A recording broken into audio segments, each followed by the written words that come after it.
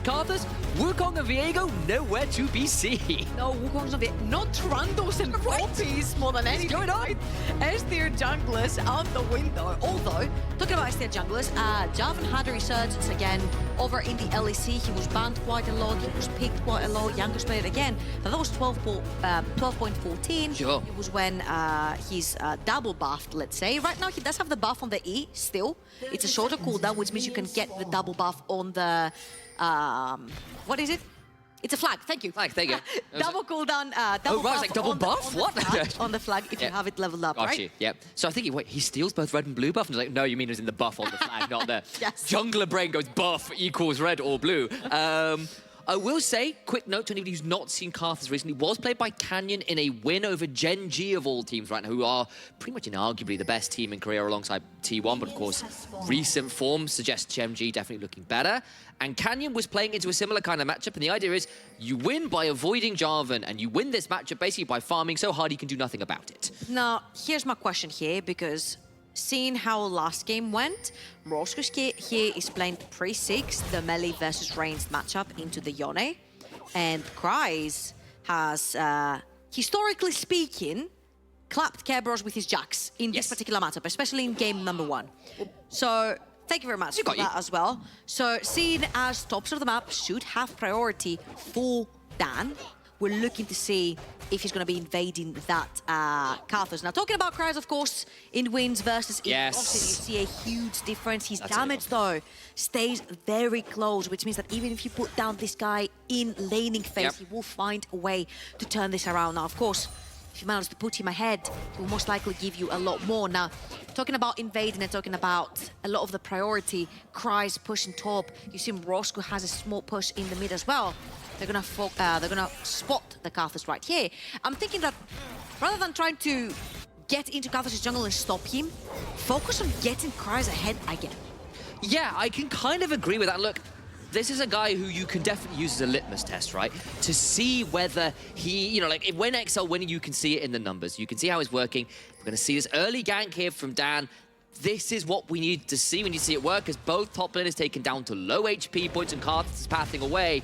Kerberos needs to be afraid now. Mininar's come through that he was got to be aware of that potential gank as bot side trades begin. Not too much more going to come out of it though, and Dan not going to see anything around the Krugs. Will know that Carthus started up there and nothing really happens. I'm a little bit concerned on the fact that these camps are being pinged, because if I'm the Carthus right here, and if I'm Linkas, I want to avoid playing on the same side quadrant as this Jarvan, especially since Ari has prio, especially since Kryze has prio. I want to get out of dodge from top lane. But right here, Dan in the mid lane looking for Flash, flag and drag will not quite make it work due to a good soul unbound. Now Linkas is here. Will throw down the lay wastes and the defast do some work. Backlund has got to come back, is ignited, will surely tick down, does so. But now can the side of XL extricate themselves? Seems like they can. Top side dive doesn't happen, but the mid one does. Okay, I started sweating a little bit right there when I saw some of the skill shots not hitting, but Backlund,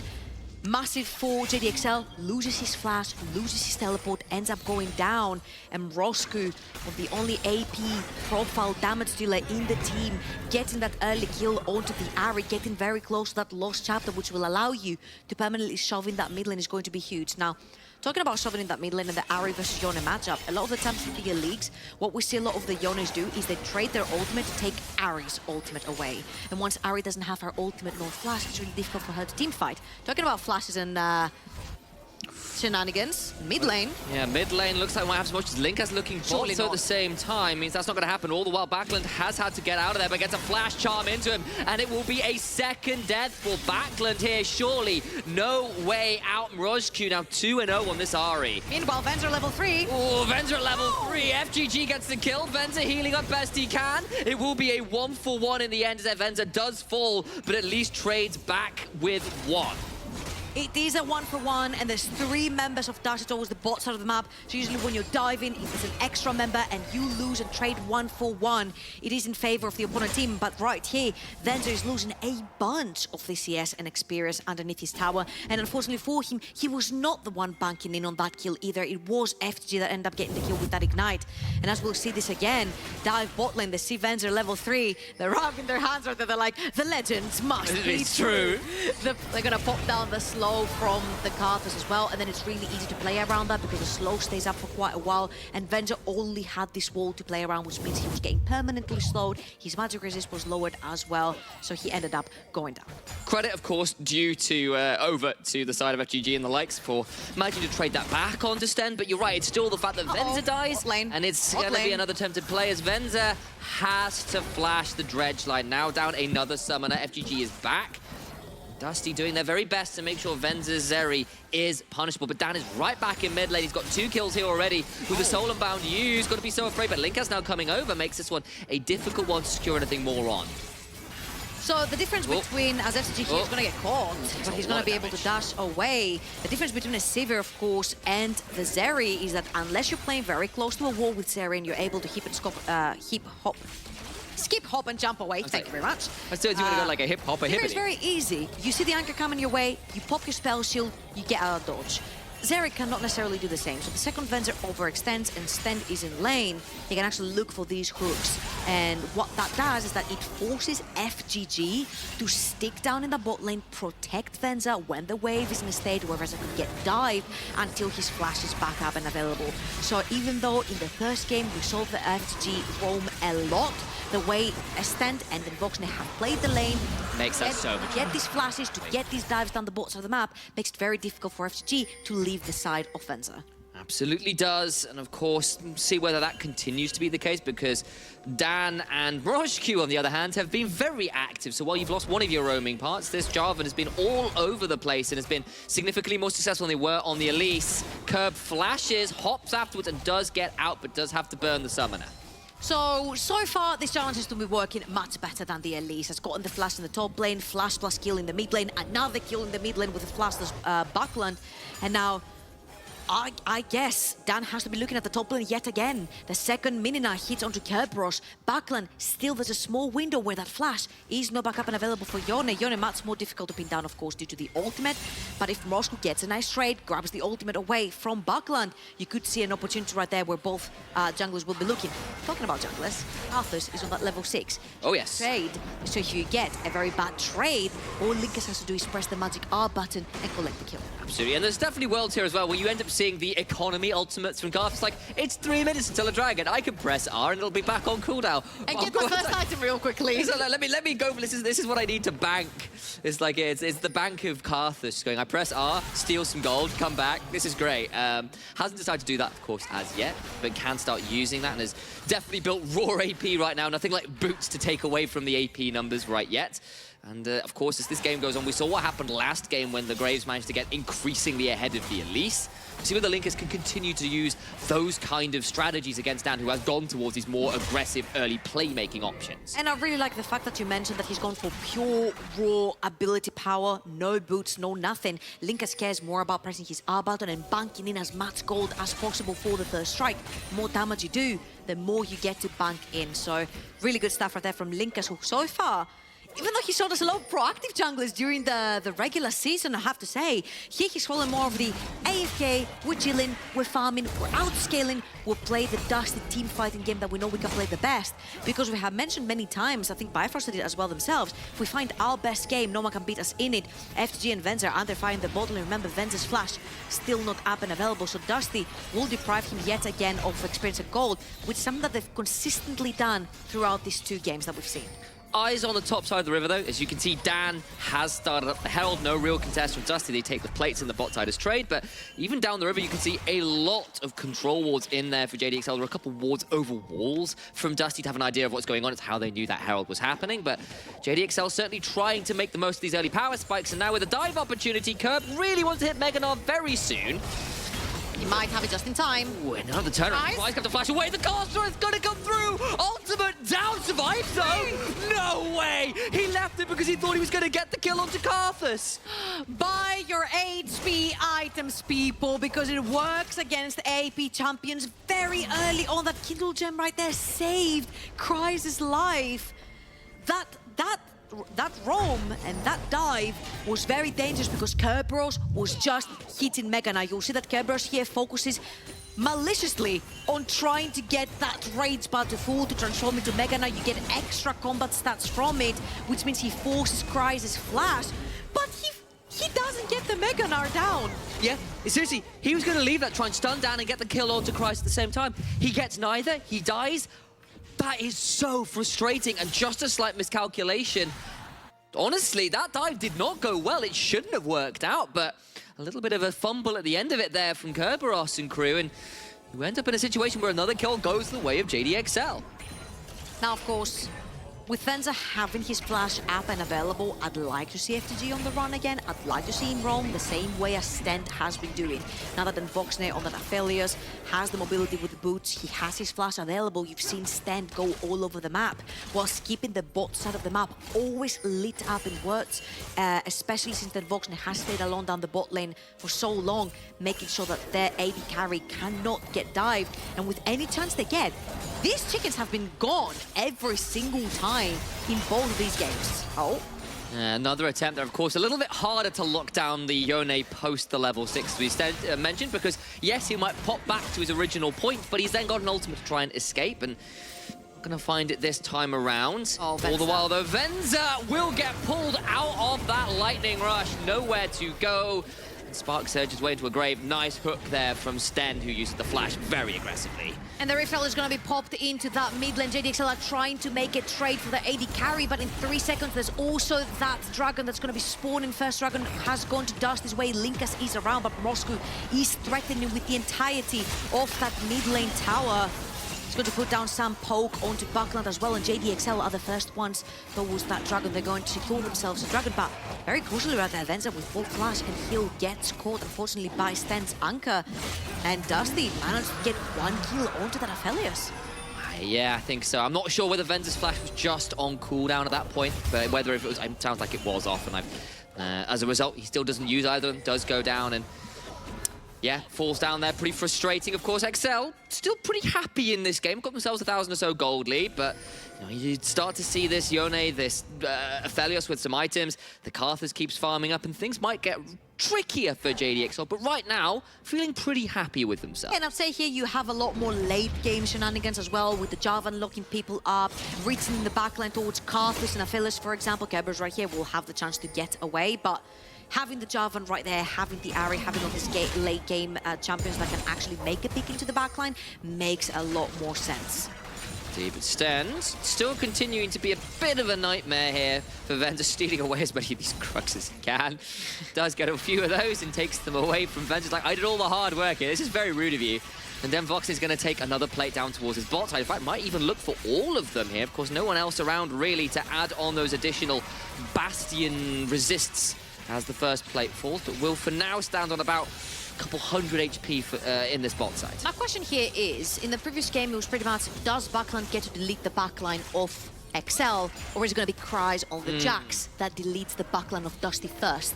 The backline of Dusty. Not Sure, yeah. The backland of Dusty, yes.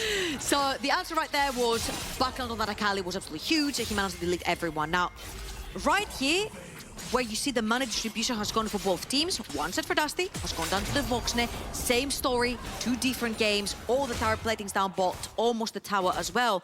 This time it's Morosku with the majority of the gold lead into his own hands on that Ahri. Has that Everfrost locked in, and I think he's one of the rookies that we just got to know in our league. He's in his rookie year, but right now putting the resources on him, giving the money to this guy, who's given us a new pick to look at. Yeah, and back again in the mid lane. It's another attempt at the tower dive. Flash from back, and then ult afterwards. Flash for flash, but it will leave this tower out to dry. And Mirage Q and Dan put as much pressure on the backline as they possibly can. So many attempts there, half of them successful.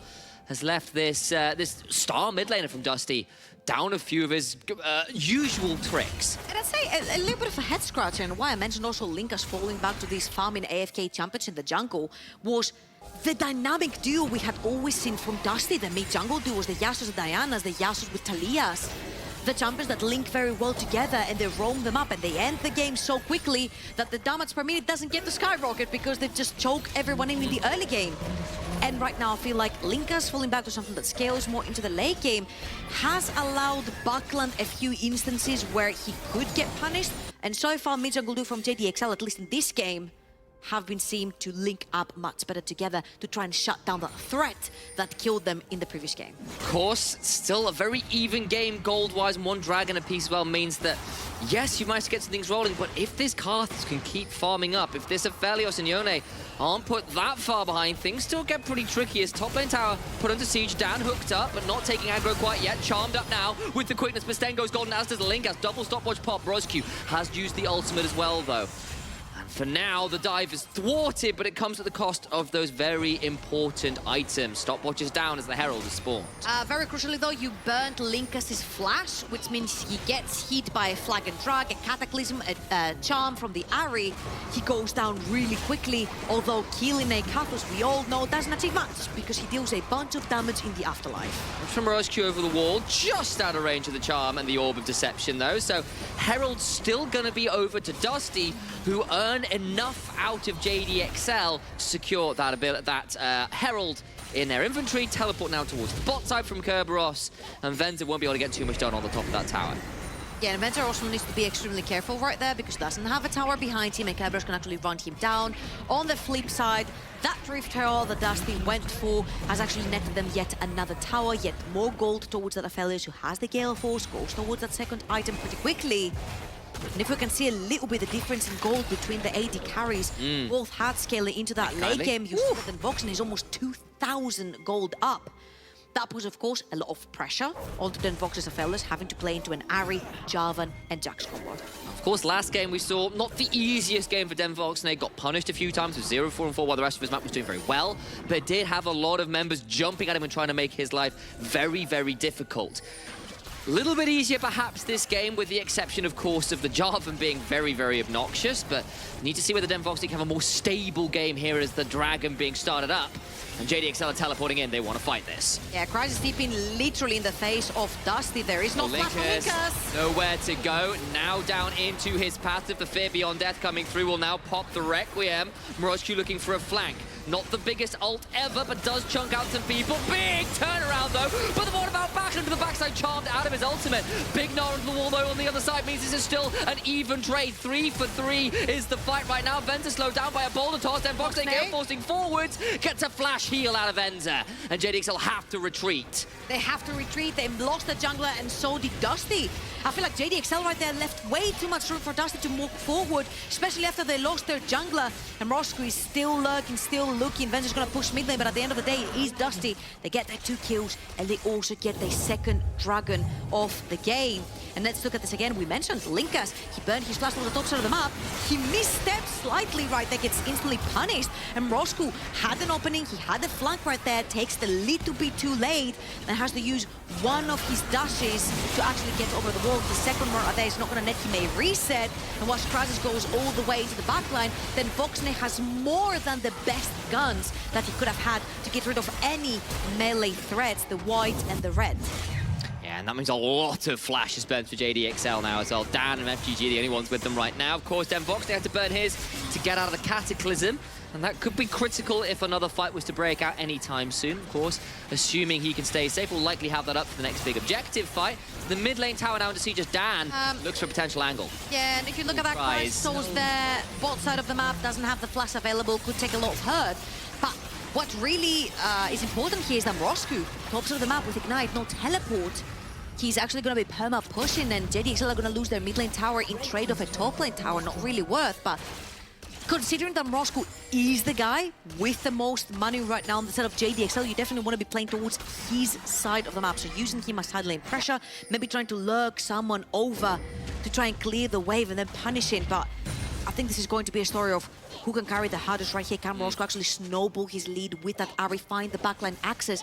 Else then Voxne is going to be clearing out place. And, you know, not to take on the role of Nightmare too much, but this is a very utility, safety-focused build from the Iris. It's not building to really snowball damage here. This is Everfrost into Zonies. Has now got a needlessly large rod, which is likely going towards something like a... Shadow Flame? Shadow Flame, likely. I mean, we have seen the occasional Horizon focus, but I kind of agree, and that is perhaps my one concern here. Mirage, with a lot of the gold, needs to get the damage down. Backlund, though, getting stunned up. Doesn't have a lot of room to go here. We'll have to use the Fate Seal well. Gets out best for now, but it's only got a flash. Nowhere really to go. Christ takes a lot of damage. Tower shots come through. Another one afterwards, and the Requiem! With the burn. Will the burn get him? It's not going to be quite enough. 21 HP!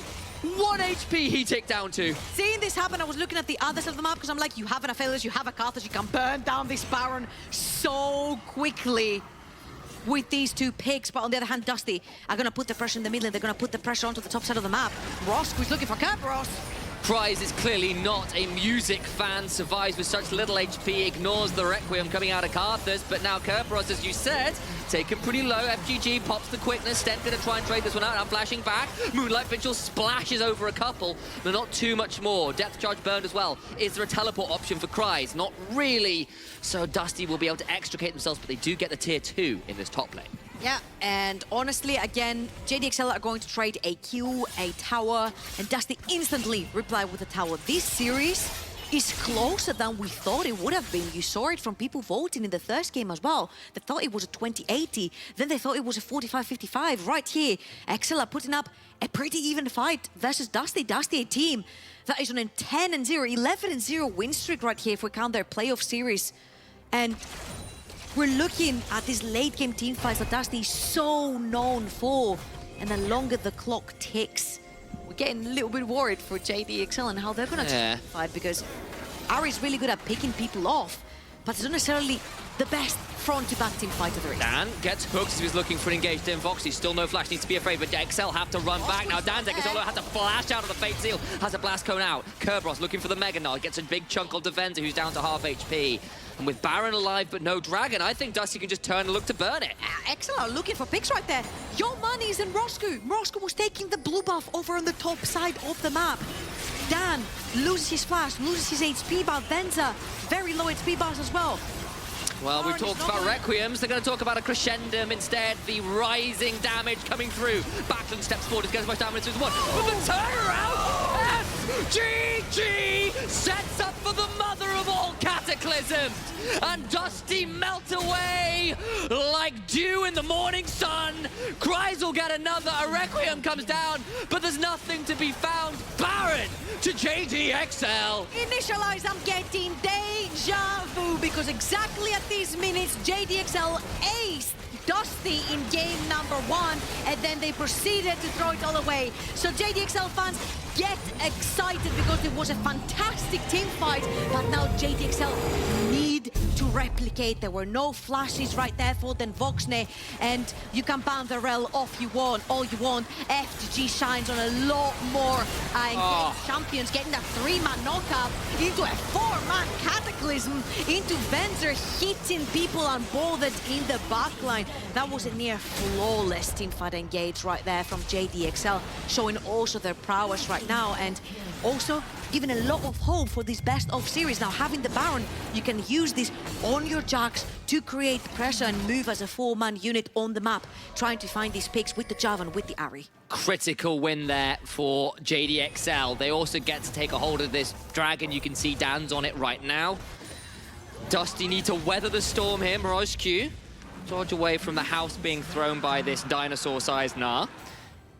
And as it stands, it's only 4 kills that Dusty picked up the entire game. Yes, they managed to stay close in gold. Yes, they scaled just fine, but this push could be catastrophic for them. And what XL did was really clever. They had Venzer push all the way from base that wave, and Cries was cutting off the new waves that were coming in under this tier 2 tower. Morosco, again, they're using him as pressure in the mid lane, but he's the only guy that doesn't have an easy way to actually join them. No teleports, no easy ways. Those are both sides of the map. But making sure that you're using this Baron to put pressure on 2 lanes creates this dynamic for Dusty where they need to defend, because Aphelios cannot get close enough with the right guns, doesn't have the Infernum. Your mid laner is a melee, so he's gonna walk very close to that wave and you might be able to punish. And also you have Gnar and Karthus who are also very short range. So right now, Dusty, it's better if they do stick together as a unit to try and fend off these waves versus XL.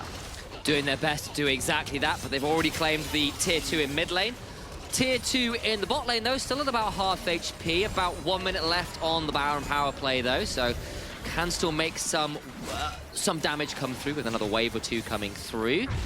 Dusty doing their very best to make sure this isn't an easy take. And JDXL are taking it really slow right here. Nobody's powering up that mid lane wave that just crashed, so Buckland is going to take that, say thank you very much. It's going to be really quick for him. Real quickly, while this siege is happening, and Cry is falling very low. Big Moonlight Vigil afterwards. There's a charm of Demvoxne, but it's already a dead Jax. Making it 2 is Demvoxne. Running round from Roscue's had to go golden, but got nowhere to go. Will try and get out with a flash and an ultimate and does so for now. It is still a 2-for-1, but watch out for the Requiem. You are absolutely right. Still yet to charge it, yet to pop it off. Where is the ultimate? There it is. Requiem comes down and the song will not quite lead to anyone's demise. Everyone stays out of the grave for now. But again, it was an ace into a Baron, into a throne fight for JDXL. We're getting deja vu from game number 1. Cries, tanks, everything in the kitchen sink in this fight.